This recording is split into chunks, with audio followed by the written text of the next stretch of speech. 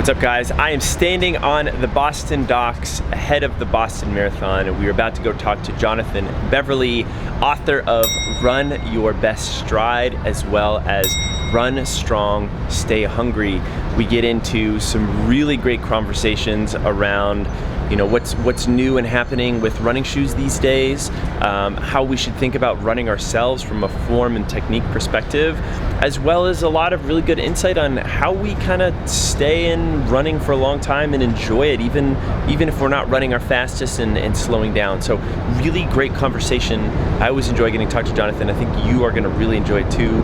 Let's go find him and let's get into it. Check here. Jonathan, how are you? Doing well, thank you. Yeah? Ready to have a little running conversation out by the pier. Awesome. Nice place. Nice day. Too bad the marathon wasn't today, eh? I know. What's the weather going to be like on Monday? What's it saying right now? What I've seen is pretty heavy rains locally, winds 20 to 30 miles an hour. Whoa! From the southeast, so in your face most of the way. Oh. So yeah, not a great So race basically perfect race conditions. Exactly. You wouldn't want it any other way. Of course. Oh my God. Yeah.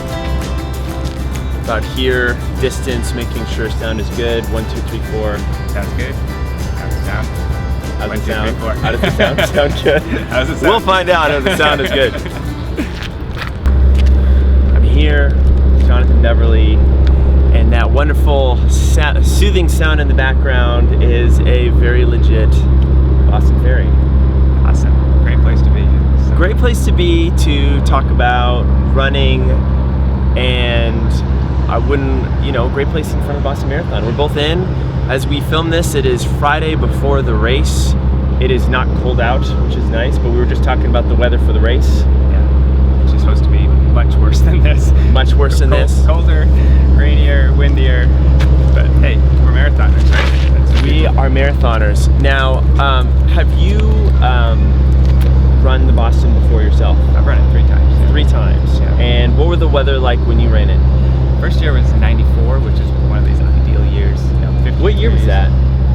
94. Oh, 90. No, it was 94 degrees. No, was no, in 1994. Oh my goodness. Sorry. Okay, so in 1994. In 1994, it was like 54 degrees. Okay. And a little bit of tailwind. Just one of these days, everybody pretty perfect. Set a PR. Yeah. And then I ran it on the 100th. That was 1996, and that got warm. Yeah. It was sunny. It was sort of baking day. You probably remember. You were around then. I was around. I was in 6th grade at the time. Okay. But I used to go with my family to Wellesley, and we would hand out water cups and orange slices. Excellent. And I used to hold a sign up at mile 16 that says, "You're almost there. Just 10 miles to go." Wellesley Falls. I know, exactly, here, right? Yeah. And I got a lot there. of fun. You got all the hills to go. Yeah, exactly. Yeah, exactly. I didn't really have a good concept of distance, right at the time. So I was right. like, oh, how far can it be? Yeah. And then I ran it in 2000, and that was a little bit windy and cold. But still, good day for running. I haven't done one of those roasting days, which is my weakness. I prefer not to. But I know. So I ran it as a student in 2004 on one of those days where it was like 85 degrees, and it was like it was one of the last years they did the noon start. Okay. And then after that, it was we'll do the 10 a.m. start or 9 a.m. start or anything. Yeah. And then in 2000, I was living in Belgium before that. My wife was a consultant there, and that's where I became a writer. I was training for London, and probably the best shape of my life. I thought I was going to run a 240 marathon. They invited me to come be editor, and so they wanted to introduce me at Boston. So I came to Boston. They switched my number from London to Boston, and then I did all the editor stuff, all the parties and the expos and stuff. And so it ended up being not my best race. So that's hard. I ran like the low 250s, but I know. it was not at the best race. And then we're doing our marathon right now. Our marathon starts Friday and will end on Monday morning. Exactly when we do it. That's Have you hard run to double dip. Since you involved in the industry? I ran it 2 years ago. And did all the industry stuff and crashed and burned on the day. It was rough. Yeah. About 10 miles in, you realize I've been standing on concrete for 3 days. For a long time and doing the whole thing. Yeah. So it is fun. It's different. So as editor, what I often did, I don't know how many years, probably 6 years or so, I was on the press bus, I had a press pass.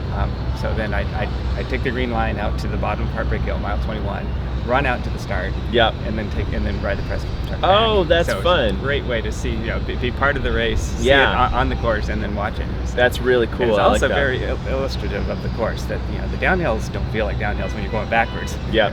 Which are the uphills, Newton Hills. But then Wellesley Falls and all from Wellesley Falls on, it's a climb. It's a climb. Yeah, it's sneaky, really sneaky in the beginning of the course. So I'm really excited to have you on, and I feel like we can talk about a few different areas. But I know, just to kind of set the scene, you've been a lifelong runner. You have been you're an author. You're an editor for Running Times for 15 years, and you're also a running coach. What is keeping you the most excited these days of all those things? Well, as a writer, I've always been interested in ideas as well, and so what excites me is whenever I come up with a new thing that's like, okay, this is something I still haven't solved. There's still a lot of confusion here. So right now I've told you I'm working on an article about shoe stiffness and flexibility. I think it's an area that people don't understand, and more research. So you've been in the shoe industry for a long time, and there have been different models they've used. So let's dig in. Shoe stiffness and flexibility. Let's geek out a little bit. We'd love to do it. Well, I think you've been around long enough to know. It used to be every shoe kind of was rigid from the heel to the metatarsal head. There's a bend point, and then there's flex screws, and one way to evaluate shoes. Does it flex there? If it doesn't flex there, then it doesn't work. And there's some truth. Now, you don't want to run in a stiff shoe on the board.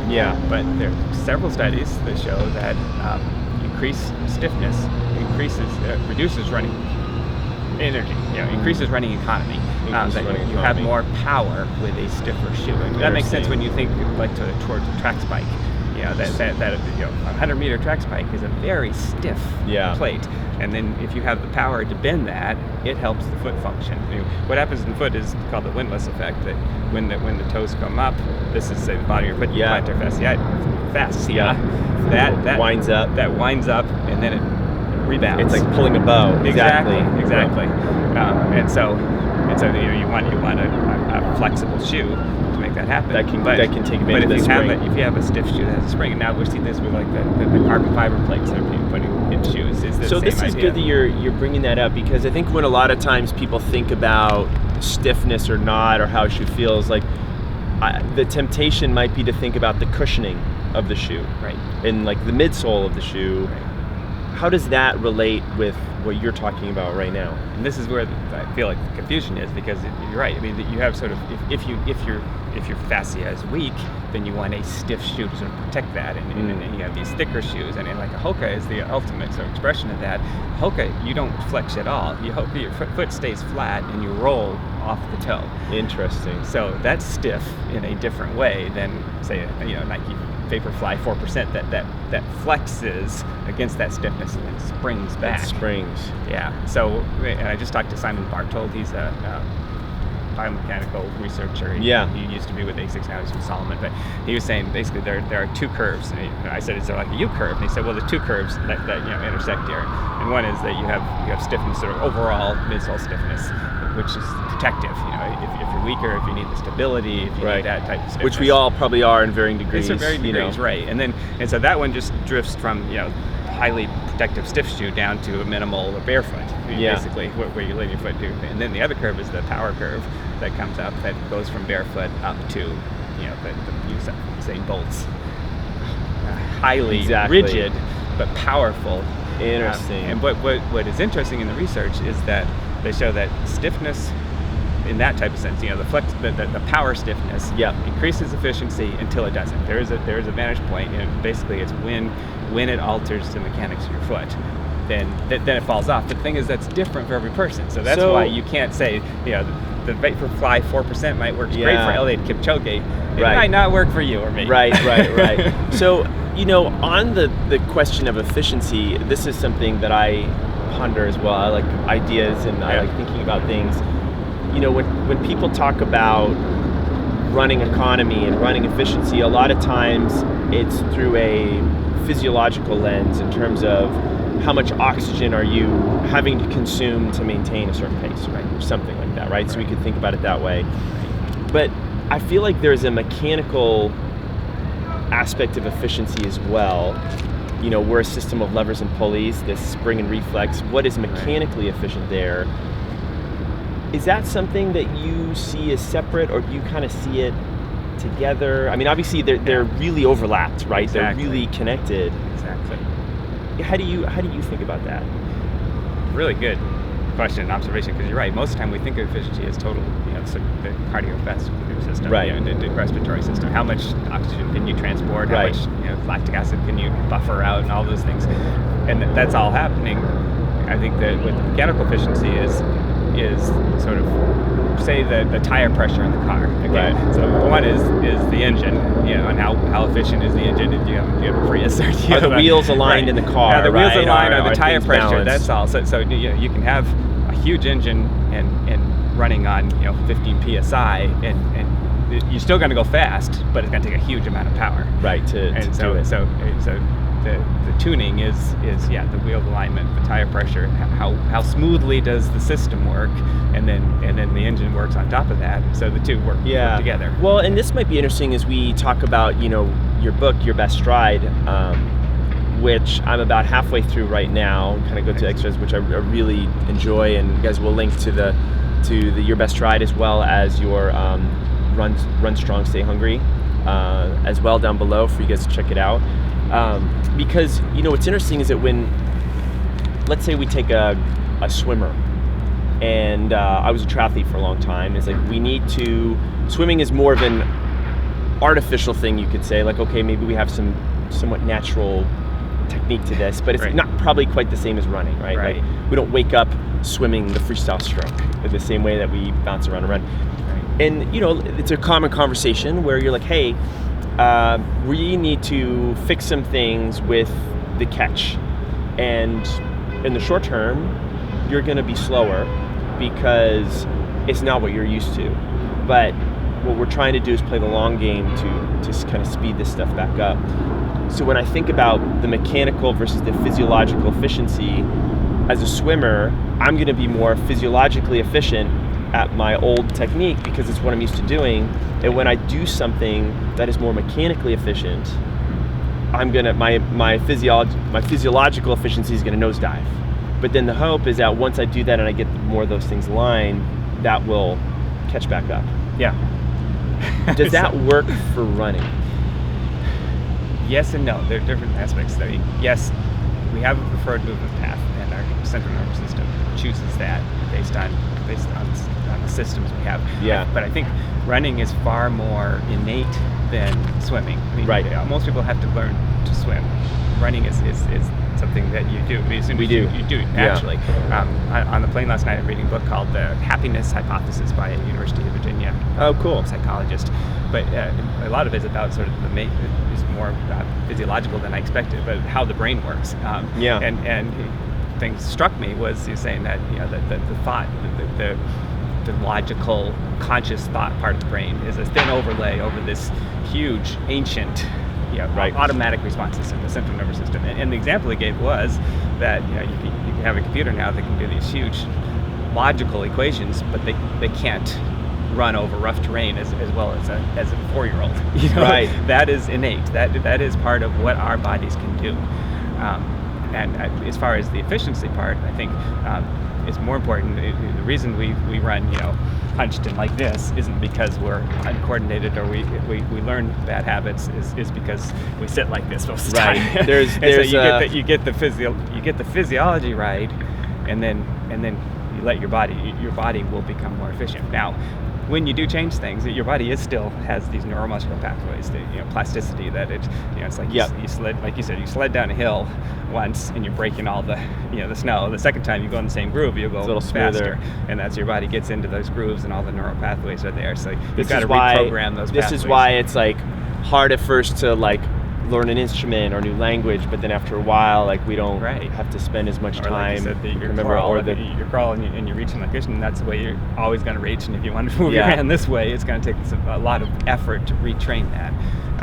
I think what I learned running when I was working on Your Best Stride, people say that rather than cueing the effort, shake things up. Go run fast on rough terrain, and your body has to focus and say, what's the best way to do this? And it starts finding these pathways that you hadn't had before because your hips were too tight or you didn't have your glutes going. So it's almost like rather than creating or inventing something new, you're trying to tap into what you already know. Exactly. And what you may have forgotten. I mean, because your body will create the best movement path for the body you have right now. Yeah. And so if you change that body, it still has some memories of what it is. So then you gotta have a flood. You gotta have something that sort of reprograms the system. So like, what's your process? Like, you've been a writer and an editor for a long time, and I had dinner with our mutual friend Mario for early last night, and he told me some stories about working with you first time just as an editor, which was really fun. We'll have to bring that up. But what is your process in terms of how you choose which books to write, and what made you interested, get excited, and motivated to write Your Best Stride? Because when you write a book, it's not something that you're just sitting with for a week. Like you're in it a year at least. Yeah. Well, that one was like 3 years. So for that, it really was this question of what do we know now? I mean, I didn't have any desire to say to teach people my philosophy. It was my quest of saying, I bought into minimalism. I thought there were some really good things going on there. It was saying, overbuilt shoes, and you should be able to run naturally. Not everybody should have this big, pronation control. Right. There was cast on something your that foot. like really resonated with people there. They struck a chord. Yeah.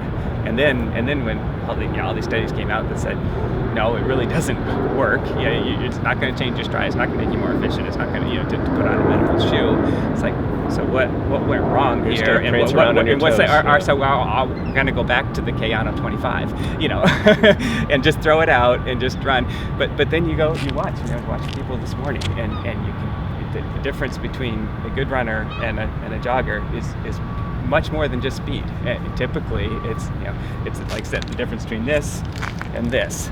And the postural and things is okay. So what is happening here? And so that's where I started. I started talking to coaches, to physiologists, people like Jay Deshare, people like Simon Bartold, podiatrist. I went to a podiatry conference actually, and said, what do we know? What did everybody agree on? And that's the first article I wrote was it's all in the hips. Everybody agreed that it starts here. Something the about change this here. starts here, not on your feet. The misplaced focus, and then from that it developed into the whole book. Jonathan, I'm going to have you, speaking of your hips, I'm going to have you move your hips a little bit more on the screen. There we go. So now we're a little bit more sliding off. We're like sliding this way. He wants to go into the water. So the minimalism thing really stirred the pot, and they didn't get everything right, but they asked some really good questions. And when we sort of realized, like, okay, we shouldn't all throw our shoes into the Boston Harbor, but at the same time, going back, barefoot, right, exactly, like going back to where we were before didn't seem right either. Exactly. Right? Yeah, very good summary. And then so for you, the idea was like, okay, how do we sort through this? Right. And so we went from the hips, and then that was more of an article that you originally interested in writing? Yeah, that came out put in Running Times, like 2013, and it went viral. It was the best. Crazy. Yeah. What's it called? It's All in the Hips. All in the Hips. Okay, we'll have to link to that as well. We'll have to get that in. That'd be fun. So it went crazy, and then when Running Times then closed a couple years later, I approached Rodale and said, "It's one of the best articles we did. The question is still out there, and there's more. I've done more research since then, and so let's make this a book." That's cool. So when you are, I know I've heard of this before, like sometimes people will see like articles and it's like, okay, I'm like stress testing this idea to see what type of audience there is. Right. And this did well, so I know that if I'm going to commit the next 3 years of my life, it's not going to be to deaf ears. Yes. Yeah. Definitely. This is something that people are interested in. I mean, when I wrote the article, that was the article. But even quickly, when you write, you spend 6 months of research. You write a 2,000-word article. You have most of the research was done. Yeah. I did expand. Mostly, what I expanded was there was new research on cadence. Even when I wrote the article, I was still saying everybody should increase their cadence. The new research says no, that the central nervous system again determines your cadence. Really? That it like foot strike, it is an effect, not a cause. Now, you can use it as a tool to play with your stride, to shake things up, but your most efficient cadence, what your body determines, And so if you're only running at 150, it means there's some flexibility or strength issues. 150 steps per minute for both feet. Exactly. Yeah. Or that would be 75 on one foot. Right. Yeah. Right. And minimalism, and a lot of people said, everybody should be doing 180 or faster. Where did the 180 come from? 180 came from 1984 Olympic trials. I think it's David Costel. Okay. Yes. And counted and said everybody's at 180 or faster. And so these were Olympians running on the track. Right. Now, having said that, this is interesting because this is almost like the Malcolm Gladwell 10,000 hours phenomena that everyone it's like they just kind of glom onto it. Yeah, and it's convenient and it's nice. And if all the fast people are running that fast, then we should too. But if you take somebody running, we don't walk at 180 steps a minute. We don't. No. We don't. Yeah, and they're running at 6-minute mile or faster. Right. If you run it at 8:30s at 180, then your stride length is going to be much tinier. Yeah. And some of the physical therapists said, when people try to do it, what happens, they lift too quickly and they end up using their hamstring rather than their glute. Rather than pushing back, it's just this quick little, and they end up with hamstring trouble. You cause as much trouble going fast as you can going slow. So fast cadence is a result then again of everything, of your posture, of hip position, and everything. I love this conversation because I know that as our hips extend, our hip flexors it so has almost act like a rubber band. And I don't get that snap and pull through unless my hips are in a good position. If I'm not, all of a sudden I'm just manually pulling. Yes. And I'm getting in trouble that way. And you can feel it on the run, can't you? Good. I said it right. Yeah, okay, good. No, exactly. I've noticed it this morning. Yeah. I sit on a plane all day yesterday. Oh, yeah. And you run along and you notice that you're lifting. You're feeling this lifting. It's like, okay, get up and let it go back. And like I said, you can feel it stretch. You can feel it pop. And for me, the cue is the knees. Think about the knees moving back. Interesting. And the posture. So I have a somewhat selfish question for you because you've spent some time in the CrossFit world, and in the CrossFit world, they were by and large a good way trying to make more technical movements more accessible to people. Yeah. And Kelly Starrett and Brian McKenzie in the CrossFit endurance space. Yeah. They also partnered up with Nicholas Romanov of Pose Method.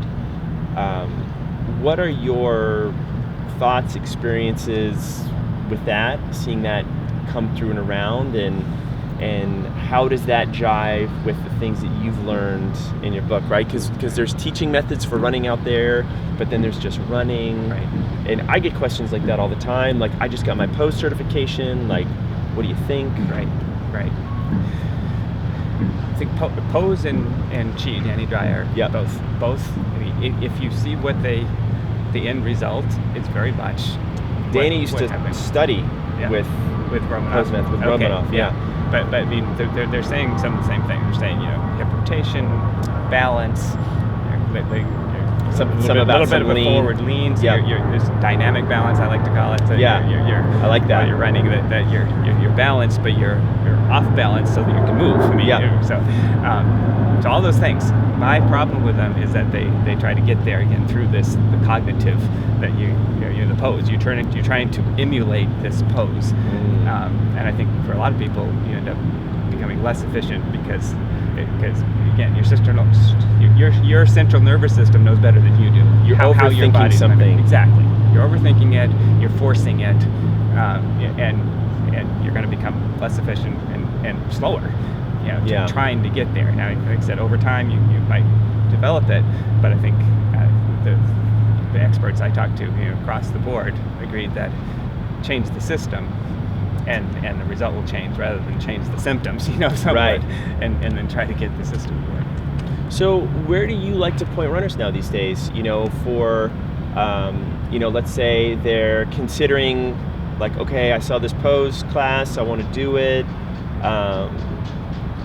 how do you, like, what type of advice would you give them? And, we're newer to intermediate runner, kind of starting off, they're looking for something that's going to guide them. My book. Your book. There we go. Your best stride. I mean, really. I do feel like the main thing, and what the book talks about is... I didn't even know I was setting you up there. That was perfect. I don't even know. But is that, again, like I said, to work on the systems, work on the mechanics. And this is, it's an ongoing process. I think, again, one of the problems we have is we think that I have bad form, I need to learn good form. I mean, it's like a bat swing or like a swimming posture or something. No, it's a process. We know that we have to train for our cardiovascular system to get stronger. We also have to train to run better. It's not a process of learning the right pose or learning. It's improving. And Galen Rupp does the same things. He's doing the same type of strength exercises, flexibility exercises, drills, things in order to run more efficiently. And that's what it's about, is running more efficiently. It's not you run badly. And I think that's one of the problems too with all these courses. Sort of it has this idea of I'm broken, I'm bad now, and I need to change things to get better.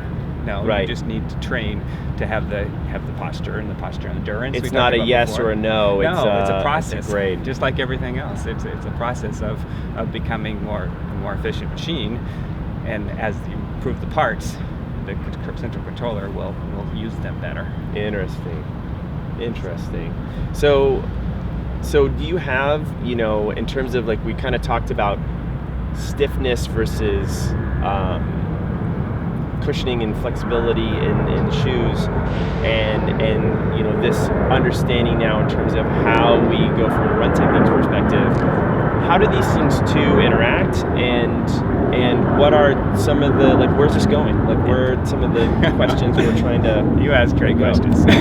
Oh, cool. Yeah, so taking this back to footwear, right? Yeah. And saying, and again, I think this is one area that minimalism failed, is sort of everybody is supposed to be in a minimal shoe. I mean, that's you're supposed to be barefoot. I mean, that's how the world is. And maybe that's true, in the beginning, but we're not in the beginning. So it is a process, and you run in the shoe that works best for your system, which is where Ben O'Nig is a Swiss-Canadian researcher who he spent his lifetime trying to prove why pronation was bad, and said there is nothing to prove it. Pronation is a natural movement. People pronate at different levels. I think there's a separation between pronation and overpronation, right? Like, my understanding was that pronation got painted bad, but it's like our body's natural shock absorption system. Exactly. And if we collapse, then all of a sudden we've gone too far. Right. However, nobody knows where that is, and there are some people. Interesting. We can't systematically measure it. I was running Grandma's marathon, and this woman was running in front of me in a Nike Type Free shoe, and if a shoe fitter had put her on a treadmill, would have said you should be in a Brooks Adrenaline. Sure. Something that was more stiff. But she was running very comfortably at 7.5 minute miles. Her body does that, and that's where it wants to do it. That's what Nig said, is your body, again, trust your body, trust your subconscious. There's a comfort filter, and put her in that shoe and she feels right, and her body is moving in the path it wants to move. You put her in a controlled shoe, and it keeps her from doing that, and it feels stiff, and it feels hard, and it feels like it's blocking what her body wants to do, and it'll be uncomfortable for her. Right. So you got to train yourself to understand the comfort, to really pay attention. Is this shoe moving, letting me move the way I want to move? Right. So does it land where I expect to land? Does it roll the way I want to roll? And when you put on a shoe that does that, it's like, particularly I noticed again with this flexibility thing, is that I think that's really, does it bend where your foot wanted to bend, and push off where you want to push off? And when you get that right, it just feels like, feels good. It's like I'm not tensing before that, or I'm not, it's not interrupting my arch, And perhaps that's why, when we're talking about finding the best shoe and fit, it's like that comfort is such a big thing. And comfort is this, like, amalgamous term. Right. What does that mean? And that's the problem, is people think comfort in English, at least I think maybe it didn't translate from the German well or whatever. Sure. But comfort is plush. Right. It's like lazy chair. But but you don't want that if you're riding a But comfort is more what feels like natural or intuitive, like what exactly. seems to tie in there. And at pace. You got to run in it. You got to be running. You got to run at the paces that you want to run, and then feel, does it fall right? Does everything flow the way your body flows? That's now, cool. Having said that, then it'll change over time. It should change over time, especially if you're working on stuff like in your best stride. Yeah. Or there's a lot of other good books out there too. Jay Deshari's got. I mean, sure. There's but if you're working on or watching, you guys have awesome videos on tons of different hip opening exercises and glute strengthening, and working on these things, your body's going to change. Therefore, the shoe. And this is again, I think, an error that people have is they got diagnosed or prescribed. I'm a overpronator. I have to have a certain shoe or a certain type of shoe. Let's be honest. Like, there are some good shoe stores out there, but like, you don't have your average biomechanist like fitting people for running shoes, and it's a well-intentioned college kid, I guess, and like, you're listening to the brand rep who comes in and says, hey, like, I'm gonna watch you walk, and it's like, I'm gonna do this, right. And I learned this while eating pizza and beer the night before as he came in. I say these lovingly, as I was one of those people, and I used to work in one of those stores. And it's having said that, what they can do is narrow the field for you. Right, they can start to narrow the field, and they're helping. Even Nig, who proposed the comfort filter, says that it's a fickle thing, that your comfort changes over time, and it's not, you can't replicate it. Only 30% of people can consistently say this is comfortable. You take 70% of people, the next day they'll say a different shoe is more comfortable. So, but what you can do is sort of cleanse your palate. And what is speaking like California like wine terms, like a little like swirl, and right. But to take a little lemon sorbet in between. Right. So you have sort of a neutral shoe, and you take a run in that, and then you go towards the extremes, and you say, does this feel better or worse? Or like the eyeglass thing, A, B. Which one? Which one? Going back and forth. Which one looks better? And the good fitters will then, I think, when you get down to a couple, put one on the right foot, one on the left foot, and see how those feel. See how's it roll. And so you can compare better than you can say, comfort. Because most people say, these feel good. And you put on the next pair, and it's like, these feel better. So you go. So when I got out of college and got into marathoning and started running around a lot, I started to find a shoe or two that I liked, and then I would buy like 4 pairs of the same shoe. Yeah. And wear it. Are runners still doing that now? And is that a good idea to always wear the same shoe all the time, or are you looking at things differently in terms of how you move? Like, should different shoes be in the mix? Right. I think some runners are still doing that. I saw somebody on Facebook just the other day saying, I got 4 pairs of those before they change them. Yeah. And there's nothing wrong with that in the sense of, that it works. But again, universally people say you should change up. What do you do? Shoes. I wear a different shoe every day. Yeah. I'm fortunately able to do that, because people send me shoes for evaluation. But I think this is in terms of the comfort filter. That's the other thing, is it's different every day. Yeah. Today I'm feeling fresh. I'm feeling ready to hit the road hard. I'll wear light 0 drop. So you have like a racing quiver shoe of or arrow. Something. Oh yeah, I've got it. And then I feel like I'm beat up. I'm feeling I'm just gonna slog a bit. And then you put it even like I won't wear a Brooks Ravenna, which is somewhat of a control shoe. Yeah. But it feels right on that day. It feels right on that day. Yeah. So and people say, not only because of that feels right, but also because it varies the stresses on your body that changes things up a little bit. Changes things up, and variety is the key the biggest key to improvement and injury prevention. I think is variety. Yeah. That's great. So where are we going? I think the best thing about shoes right now is that there is such a diversity. You look at a shoe guide even 10 years ago, they all look like Asics GT3000, Brooks Adrenaline. Every shoe was basically the same thing. With maybe a little bit less post or more post or whatever. But now you look at a shoe guide, and you got everything from Hoka's to Skechers, oversized to minimal shoes to racing shoes to carbon fiber plates and that's good. And both because you have that diversity to match, to try to find, and also because you can have different shoes that are really different and affect your stride differently, which is good. Again, keeps things keep things fun and fresh and interesting, and from getting into those ruts that's cool. That you end up just both for injury and not your best stride. That's cool. Well, let's take a smart break. My camera right now is strapped to a post. It's actually doing pretty well, but it's right next to the ocean, so I want to make sure I don't lose our camera into the ocean. And I want to talk more about your editing career and what you see, as in the competitive running space and things like that. All right, we'll be right back. We're back. And Slightly different now he's angle. standing outside the fence, so if he says something that makes me mad, I can just... I know, just a little push right off there. So you were the editor of the Running Times for 15 years. I was.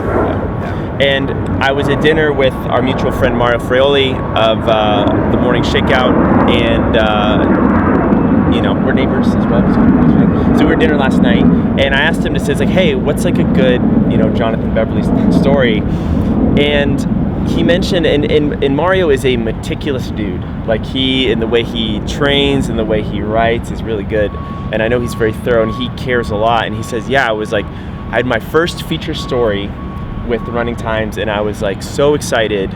And I spent all this time on it. I wrote 3,000 to 4,000 words, and I sent it in. And I got sent back with so much red ink, and things moved around, and I was a little deflated. I don't think he'd had anyone, edit him as hard as you did. Where does that kind of come from for you?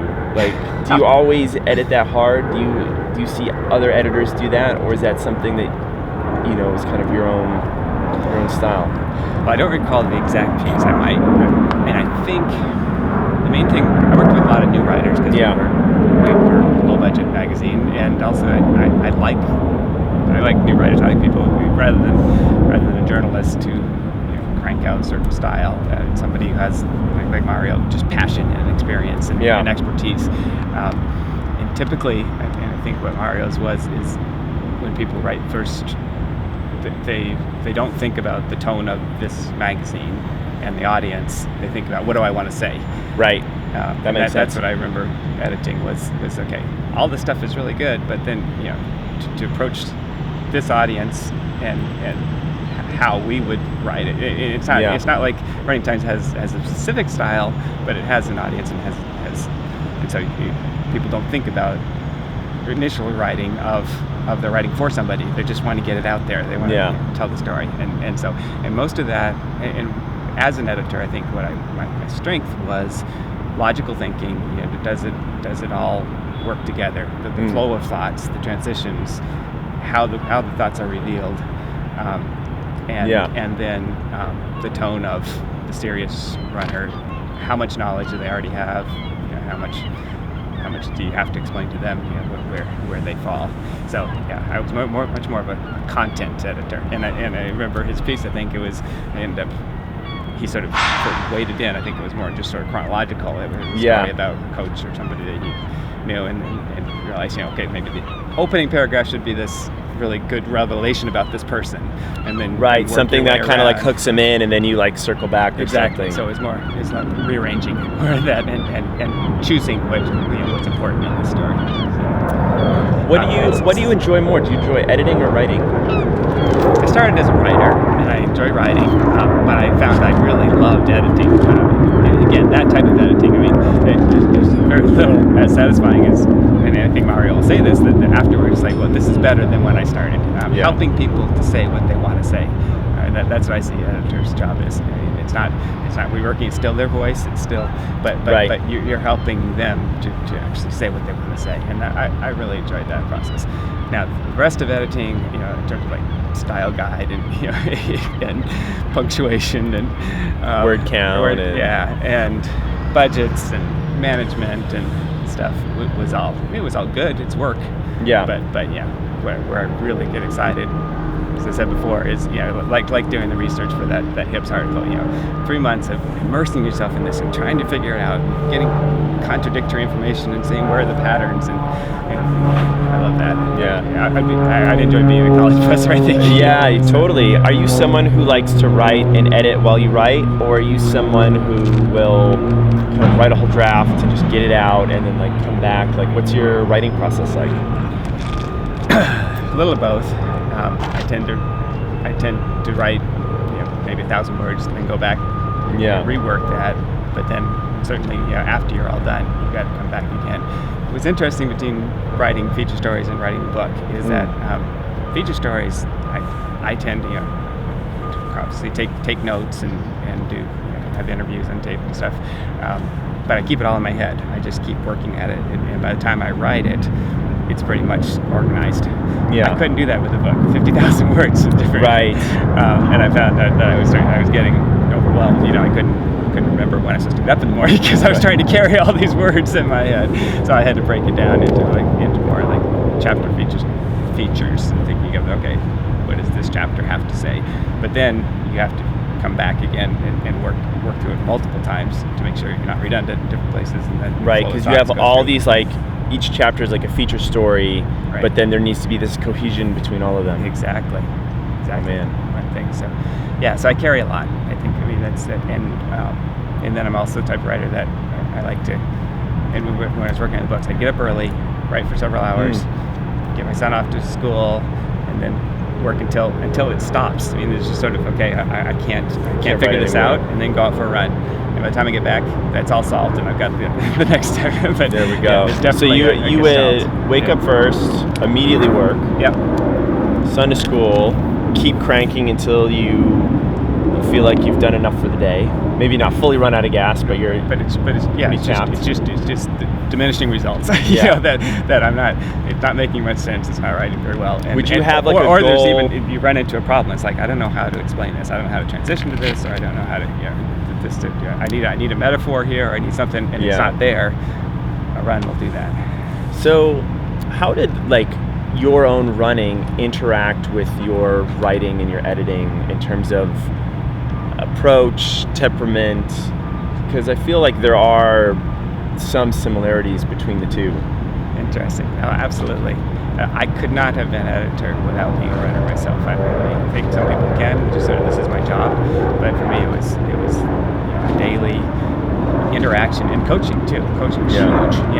If you're writing an article about certain workouts and you go and you try it out on a bunch of kids, you're right there. You're involved with it. It's not esoteric. It's visceral, and you realize you need to know all the details. What's missing from the description. Right. As far as, so you could write things that are legit. How do you best explain it? Even in your side, you've probably seen places where I say, this is how I tried it out. With the kids, and they didn't like the bar behind their back. They didn't like that, so we've devised a strap, or something that and how you cue it, what works, what type of things actually makes sense to people. So that my personal running, just constant affirmation of the sport and why it's worth being in, and also just again, if I'm training for a marathon, all the marathon training articles are more important, and I want to know, so right now, what is the current thinking on carb loading? I wouldn't think about that if I wasn't going to run a marathon in May. So kind of staying in as a runner for you kind of keeps you up and current on everything that's going on. But then there's the other side is just, like I said, the running releases the writing. The two, for some reason, I became a writer. I didn't study writing. I went to journalism. I was directed international programs at NYU. Really? Yeah. And I was coaching with Bob Glover at New York Runners Club, and running with clubs and running all the time, and felt for some reason running compels you to write about it. And that kept growing. In fact, one of my first pieces so that's what got you into writing? It was writing about running, for sure. I wrote several for the back page of Runner's World. In fact, 96 Boston had a special issue.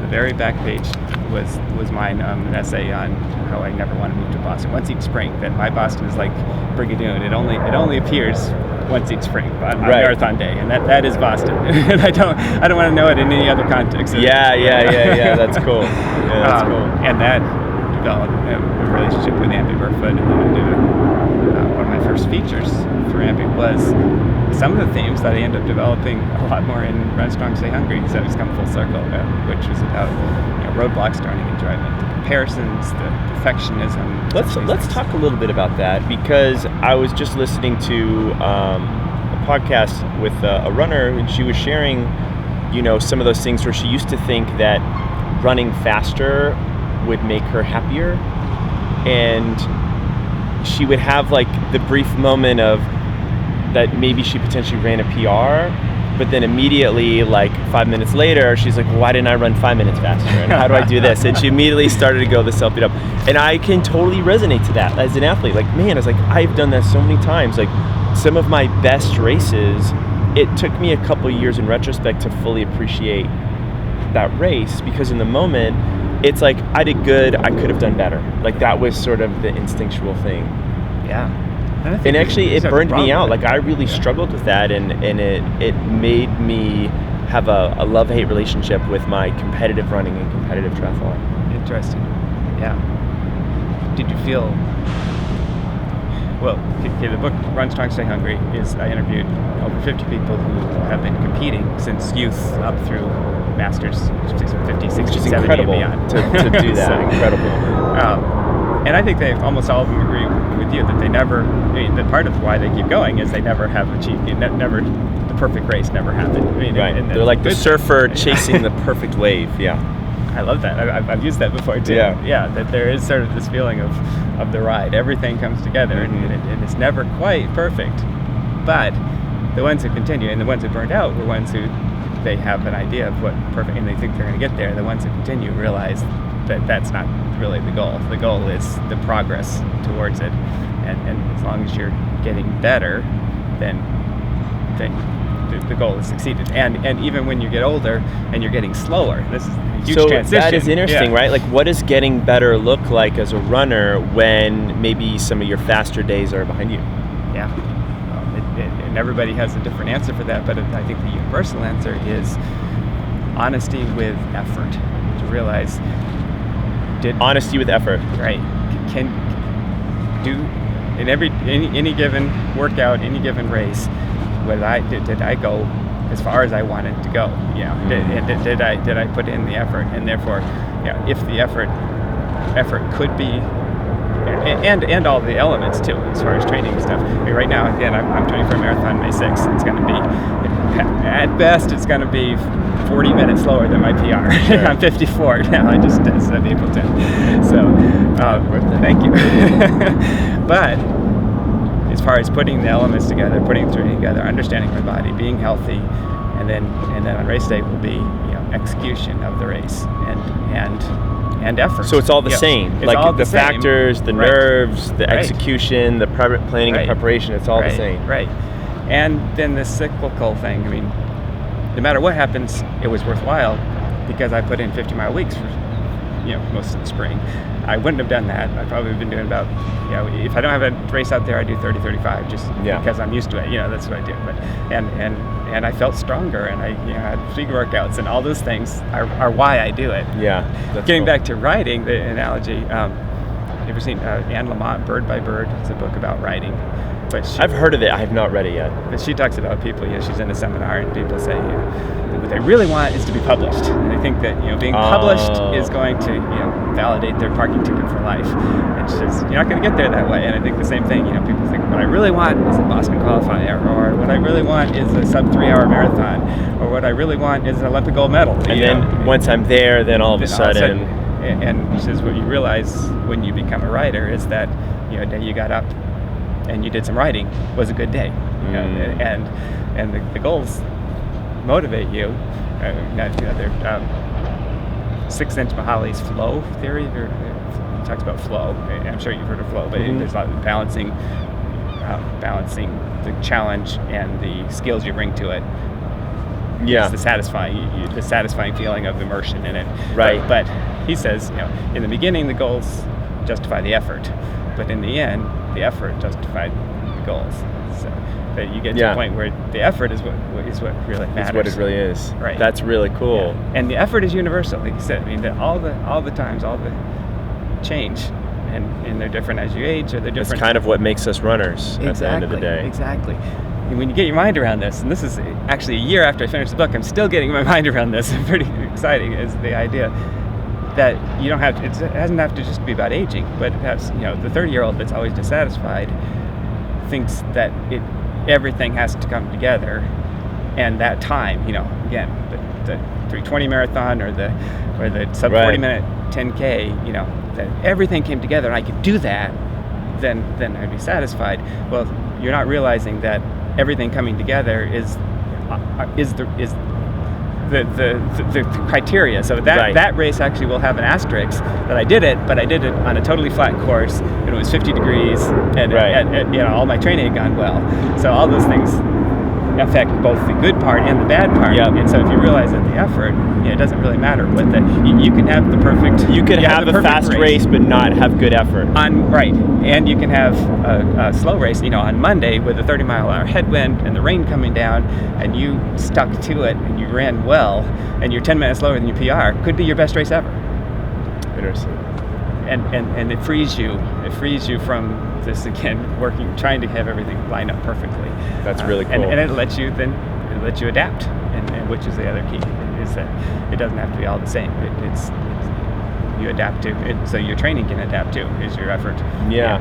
What is a tempo run? A tempo run is a certain level of effort. It's not a short speed. I love that.